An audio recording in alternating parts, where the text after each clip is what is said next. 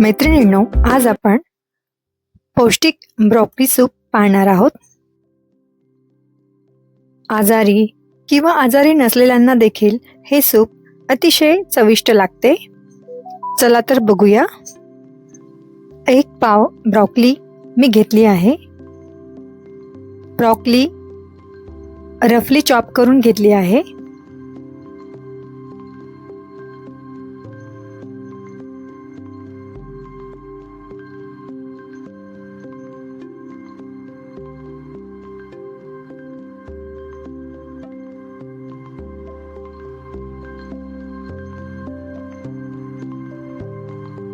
त्यानंतर ब्रोकोली 2 ते 3 वेळा स्वच्छ धुवून घेतली आहे।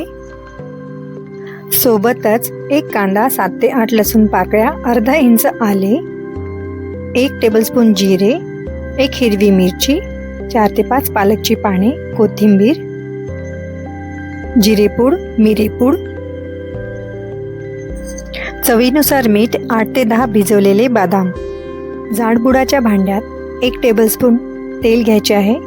तुमच्याकडे जे अवेलेबल आहे ते तेल घेऊ शकता। त्यानंतर चॉप केलेले लसूण, आले घालायचे आहे। त्यानंतर कांदा हलका परतून घ्यायचा आहे। त्यानंतर कापलेली 1 हिरवी मिरची घालायची आहे। त्यानंतर धुतलेली ब्रोकोली घालून छान सॉटे करून घ्यायचे आहे।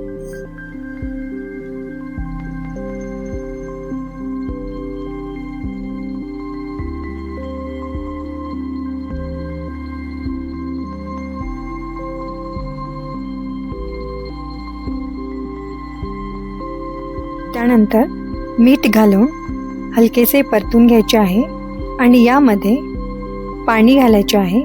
कोमट पाणी मी घातले आहे।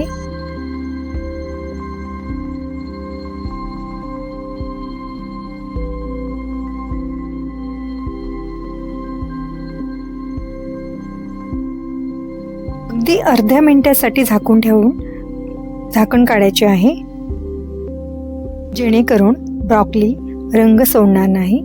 त्यानंतर कापलेली पालकची पाने आणि कोथिंबीर घालायची आहे।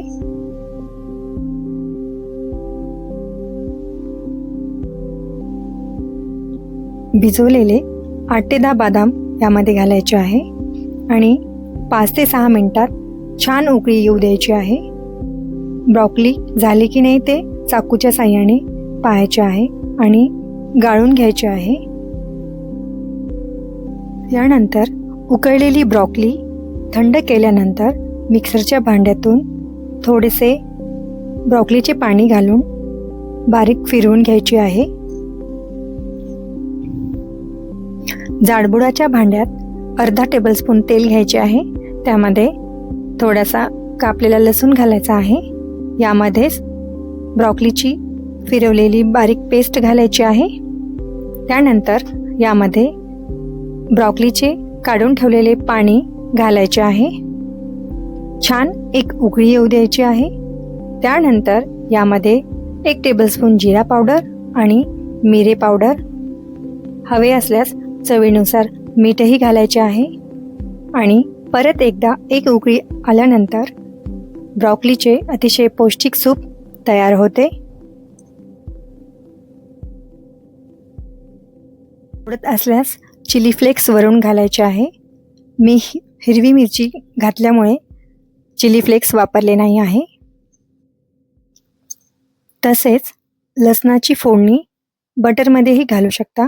आमच्याकडे बटर आवडत नाही, त्यामुळे आम्ही शेंगदाणा तेल वापरले आहे। आवडला असल्यास लाईक व सबस्क्राईब करावे।